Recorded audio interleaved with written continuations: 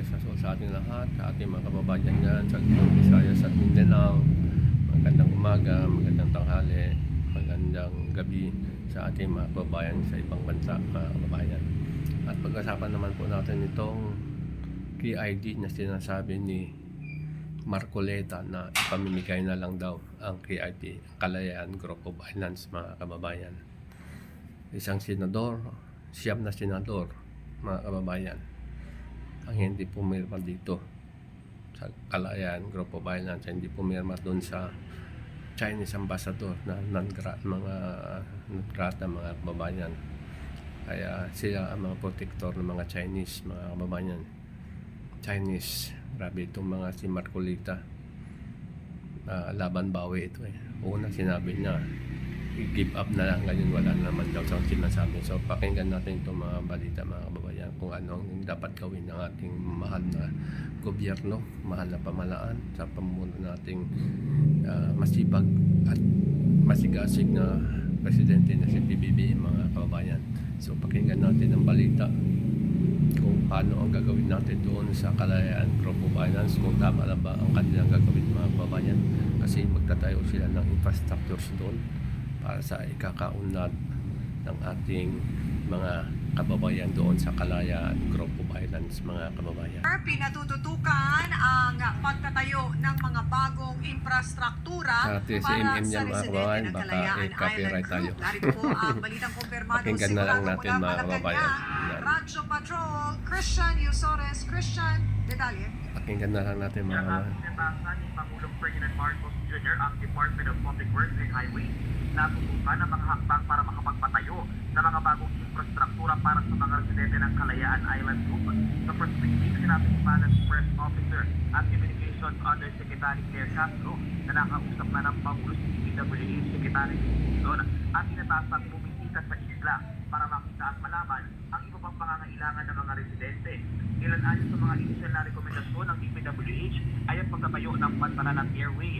Ayon kay Castro, nangako siya na titingnan ng mga available na pondo ng kagawaran para maipatupad ang mga plano ng administrasyon para sa Kalayaan Island Group matapos makatanggap ng pondo ang konstruksyon ng Lawak Island Shelter Port at Pag-asa Island Airport noong 2025. Tubo nito ng Malacanang matapos manawagan ni Akbayan Party List Congressman Percy Cerdanya na dagdagan pa ang mga inisyal na suporta ng pamahalaan para sa Kalayaan Island Group. Yan ang balitang kumpirmado. Sigurado, ito ang Radyo Patrol, Christian Yusores.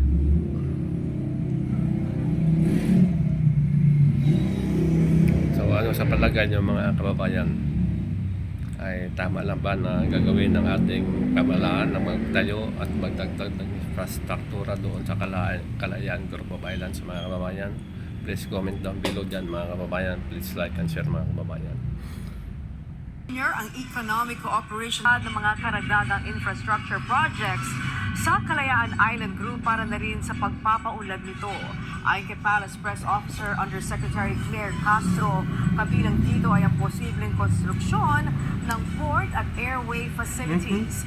Naisaan niya ng Pangulo na puntahan mismo ni DPWH Secretary Vince Dizon ang isla para personal na ma-assess ang sitwasyon doon.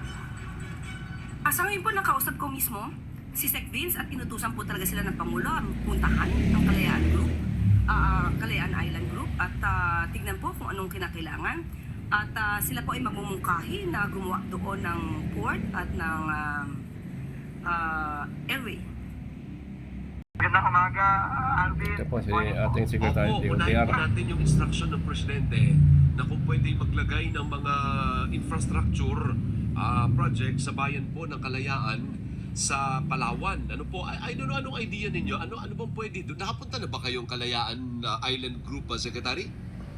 Ako po, hindi pa po, Alvin, no? Pero syempre po, no, ang direktiba po ng Pangulo unang-una, no, kailangan maglagay tayo ng nararapat na infrastruktura para naman sa mga kababayan natin doon, no? Tsaka yung ating mga kasundaluhan na nandun na araw-araw binabantayan yung soberenya ng bansa natin.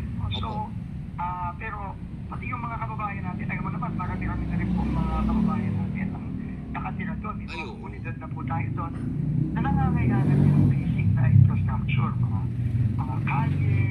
mga water retention facilities, no, para sa tubig. So, kailangan patuloy-tuloy yung pag-aayos ng ating mga infrastructure doon para sa ating mga kasundaluhan. So, ano po yan, no? Pinapa-assess po niya sa ating dalawa ni Secretary Banoy Lopez ng DOLR para po masigurado na lahat ng kailangan po ng mga kababayan natin doon maibibigay natin. In the meantime, ano po ang kayang immediately gawin para po sa ating mga kababayan doon? Kasi ang niisip pala ng iba, walang budget, baka sa 2027 pa mapabudgetan, medyo matagal pa po yun kung next year pa. Offhand, meron bang pwedeng gawin kahit maliliit lang na proyekto muna for the Kalayaan Island Group? Opo, tama po yun. No? In fact, yun po yung bilin ng ating Pangulo na gawa ng paraan, no? Na kahit na wala pa tayong mga specific na malalaki ang mga proyekto ngayong taon, magpunta nga doon, mag-assess at tignan kung ano yung immediate na pwedeng gawin. No? Ngayong taon pa lang na to. Habang pinaplano natin yung pangmalaki ang mga infrastruktura na kakailanganin na pwede natin papondohan sa 2027. Ayun. So, kailangan nyo pumunta po roon. Kailan nyo balak pumunta roon to assess ano ang pwedeng gawin na maliliit lang na proyekto na kaya ng budget po ninyo? Opo, kailangan po, yun na po yung pagpunta natin doon, no? So, sa mga susunod na buwan, latest na yan, kasi ayaw mo naman, issue of weather sa Kalayaan Island Group, no? Kailangan mag-take advantage tayo.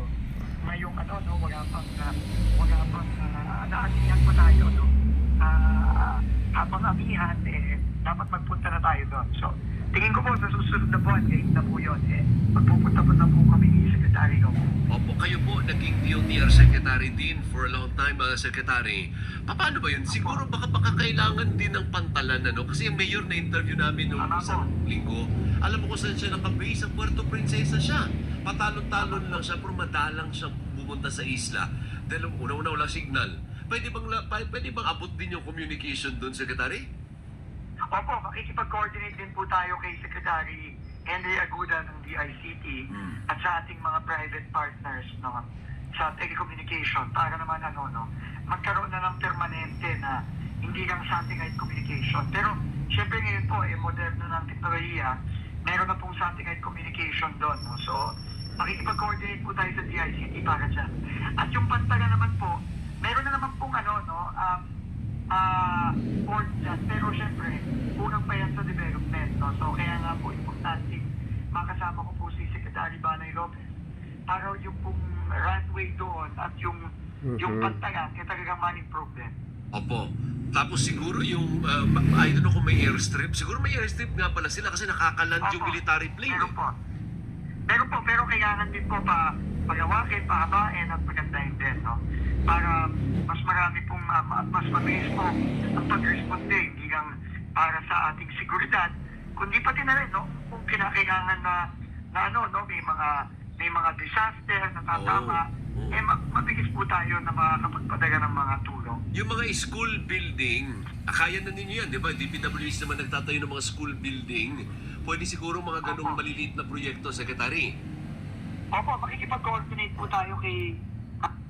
So, ayan mga kababayan, narinig nyo na pupuntahan ni Secretary Vince Dizon ng DPWH sa kanyang DOTR na magtatayo po sila ng pantalan na iayusin ng pantalan, aayusin ang runway at maglalagay ng mga tubig,